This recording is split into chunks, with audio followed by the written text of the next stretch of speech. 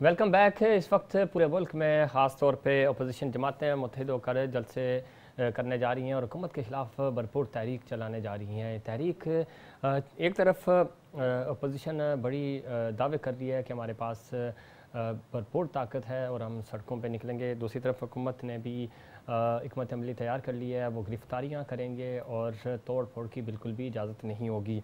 पहला जलसा 16 अक्टूबर को होगा, दूसरा 18 अक्टूबर को। पाकिस्तान पीपल्स पार्टी 18 अक्टूबर को कराची में जलसा करेगी।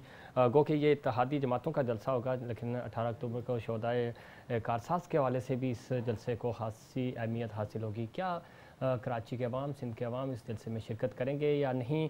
और दूसरी बात, जो 16 को जलसा हो रहा है वो जलसा भी साबित करेगा कि अपोजिशन कितनी मुत्तहिद है। मेरे साहब, लगता है आपको कि अपोजिशन का जो इत्तेहाद है उसमें जान है? कल फजल रहमान साहब की मुलाकात हुई, फजल रहमान साहब से मुलाकात हुई मरीम नवाज़ साहिबा की, और उन्होंने बड़ी अच्छी प्रेस कॉन्फ्रेंस भी की। एक तरफ थोड़ा सा उनको इदारों के हवाले से जो बयानात चल रहे थे कि तसादुम है, लेकिन फजल रहमान साहब ने कहा कि इदारों के साथ हम तसादुम का सोच भी नहीं सकते और हम चाहते हैं कि हम मिलकर आगे बढ़ें। जमहूरी हमारी जो कैंपेन है वो जमहूरियत के लिए है और तो जमहूरियत के लिए आगे बढ़ेंगे। क्या कहेंगे? देखिए, एक तो मैं अप्रिशिएट करूँगा कि फजल रहमान साहब ने ये बयान दिया और उनको ये बयान देना चाहिए था, क्योंकि उनके हवाले से काफ़ी ये बात सर्कुलेट कर रही थी कि वो इस तरह से इदारों की तज़हीक कर रहे हैं, लेकिन उन्होंने अच्छा वो अपनी क्लैरिफिकेशन दे दी। दूसरी बात ये कि पीपल्स पार्टी जो कराची में जलसा कर रही है वो डेफिनेटली कामयाब होगा, क्योंकि उसी तरह से बसें चलेंगी, कोस्टर चलेंगी, ट्रक चलेंगे, जो भर भर के लोग सही आएंगे यहाँ पे बाहर से, और उनके ज़रिए से ज़रूर।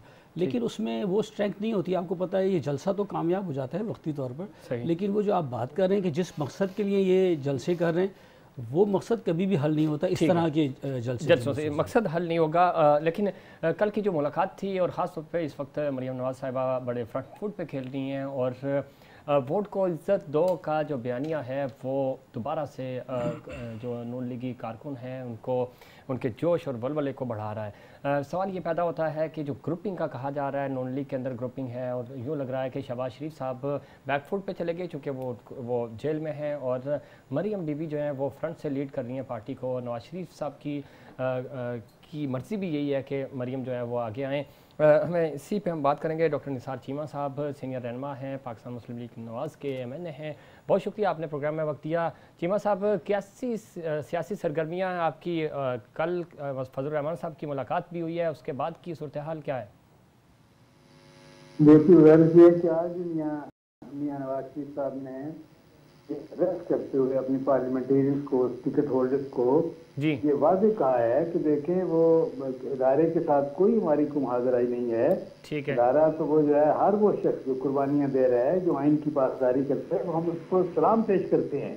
ठीक है। वो तो चंद लोग हैं जो उंगलियों पे गिने जा सकते हैं, वही अपने ज़ाती मुफादात के लिए मुख्तलिफ इदारों को सियासत में घसीटते हैं, और यह है कि वो इदारों के लिए इकनामी का बायस नहीं होते।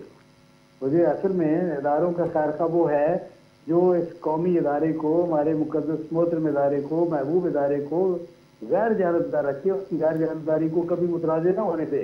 वो इस इदारे का खैरखा है जो उसकी गैर जानबदारी को आगे बनाता है, उसको सियासत में घसीट कर। वो इस इदारे का खैरखा नहीं है। ठीक है।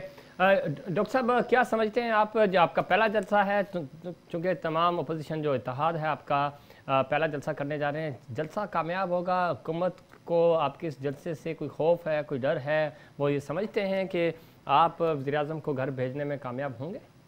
देखते हैं, वो तो ये है कि ऑल पार्टी कॉन्फ्रेंस में मियां नवाज शरीफ के खिताब के बाद से इनकी टांगें कांपनी शुरू हो गई हुकूमत की। ये तो कमज़ोर सी बैसाखियों पे कायम है, और ये तो देखें, पहला जलसा कामयाबी वजह का देखें, वो तो ये है कि ये तो क्वेश्चन ही क्या करता है, ऐसा तारीख साफ जलसा होगा।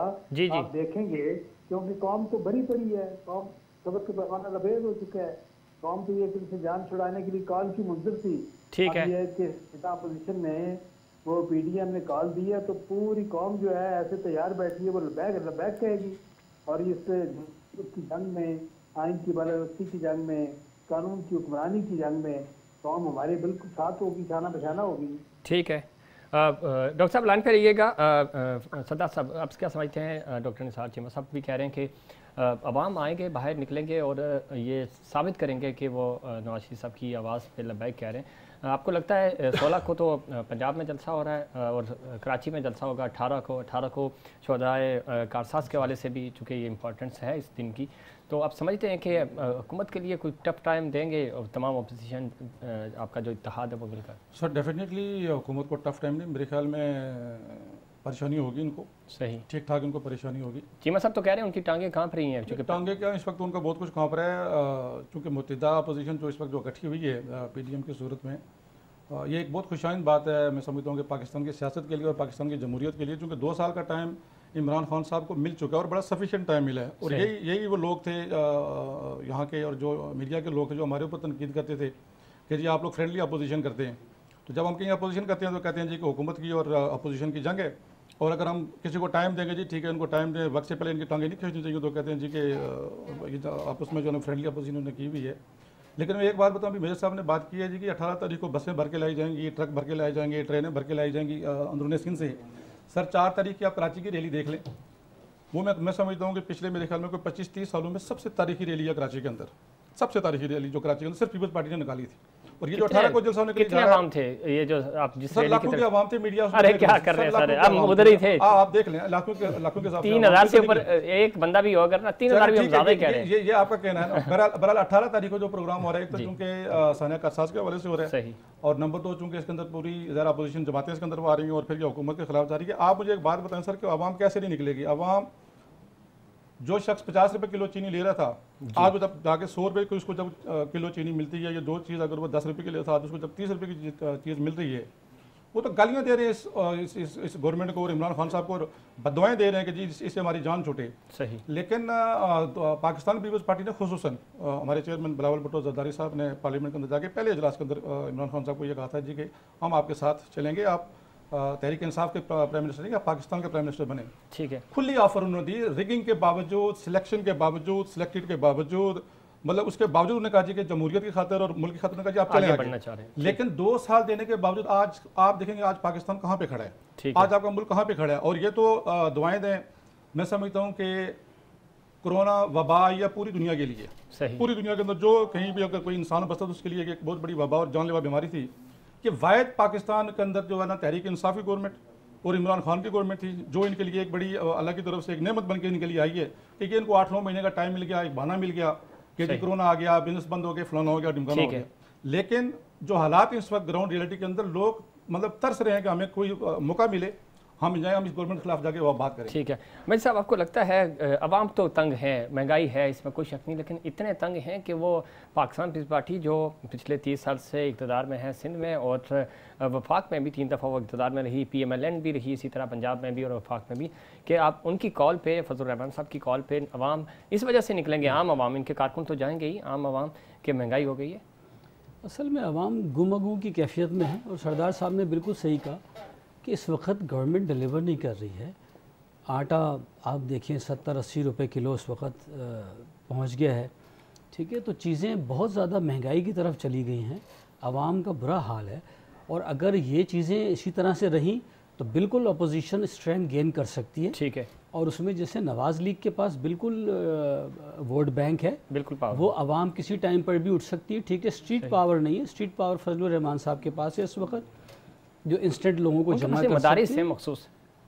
जी तो वही ना, तो जहाँ से भी है मतलब स्ट्रीट पावर, इसीलिए मैं कह रहा हूँ कि जिनके पास वोट बैंक है वो आवाम अभी नहीं आ रही, ठीक है। वो आवाम अगर उड़ गई जो नवाज लीग का वोट बैंक है, ठीक है, तो फिर गवर्नमेंट के लिए बिल्कुल मुश्किल हो जाएगी। डॉक्टर साहब से भी पूछना है, डॉक्टर निसार चीमा साहब, आप समझते हैं कह रहे थे कि स्ट्रीट पावर जो है ना वो मौलाना फजलुर रहमान साहब के पास है और बाकी किसी के पास नहीं, तो पीपल्स पार्टी को क्यों भूल जाते हैं? पीपल्स पार्टी वाहिद पाकिस्तान के अंदर सियासी जमात है सर जिसकी फुटेज, जिसकी जड़ें पूरे पाकिस्तान के अंदर, सरदार साहब बहुत थी, वो सुकड़ती नहीं है, सुकड़ के इधर आ गई है, स्टिल है, ऐसी बात नहीं है, स्टिल है। लेकिन एक अलग बात है कि पीपल्स पार्टी को ये एक तासुर दिया जाता है पूरे मुल्क के अंदर की शायद ये जमात खत्म हो गई है, अब सीट्स नहीं निकाल सके इसलिए कहा जाएगा, सीट्स ना निकालना, आप इसको इस पैमाने पे ना देखें ना, मैं आपको ये कह रहा हूं कि 2018 फिलहाल तो असेंबली के पैमाने पे देख रहे हैं। चीमा साहब, चीमा साहब, आप क्या समझते हैं कि महंगाई की वजह से अवाम आपका साथ देंगे, आपके जो कारकुन है वो तो आएंगे, लेकिन ये बात तो शिबली फराज साहब ने भी मानी है अपनी कल की प्रेस कॉन्फ्रेंस में कि तमाम इशारे जो है मस्बत हैं सिवाय महंगाई के।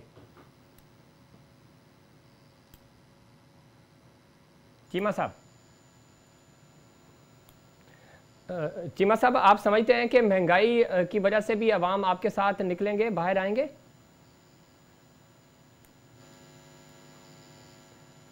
बहुत शुक्रिया डॉक्टर निसार चीमा साहब। टेक्निकल इशू है और प्रोग्राम का वक्त चूँकि ख़त्म हो चुका है तो हम मादर चाहते हैं आपसे।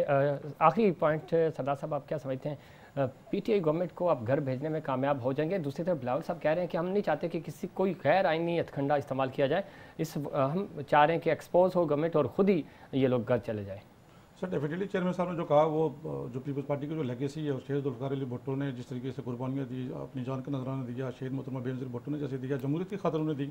और पीपल्स पार्टी कभी भी ये नहीं चाहती कि यहाँ पर कोई गैर आइनी स्टेप उठा के आप किसी गवर्नमेंट उठा के फिर दोबारा आप इसको डिक्टेटरशिप को आप वहाँ पर लेके। लेकिन एक बात मैं आपको बता दूँ कि ये जो पीडीएम की जो तहरीक जो बनी है, ये तहरीकें इससे पहले भी बहुत बन चुकी हैं। और लेकिन ये जो तहरीक है, इंशाअल्लाह ताला इस तहरीक के नतीजे में ये गवर्नमेंट बहुत जल्दी घर जाएगी अपने। ठीक है, पीपल्स पार्टी चाहती ही नहीं कि गवर्नमेंट घर जाए। सही। हाँ, -1 फार्मूला तो ही पीपल्स पार्टी कर सकती है अगर कोई वो भी नवाज लीग का वोट बैंक अगर जाग जाए। पीपल्स पार्टी में तो दम नहीं है। ठीक है, आपने खुद कहा कि 3000 लोग मौजूद थे जलसे में, अभी भी यही होगा तो वो तो कराची बेस था खाली। हाँ, कराची बेस तो नेशनल लेवल पे तो आपको पता है इस वक्त क्या हालत है पीपल्स इनके पास पार्टी सीट्स नहीं है। सही है। तो नवाज लीग में इस वक्त है और उनका वोट बैंक बहुत बड़ा है, मैं समझता हूँ पीटीआई से ही बड़ा है। लेकिन वो अगर ये महंगाई की वजह से भी आवाम एक उम्मीद की कैफियत में कि शायद इमरान खान साहब ये जो कुछ और कह रहे हैं, वो अभी भी इमरान खान पे ट्रस्ट कर रहे हैं कि गेम चेंज होगा।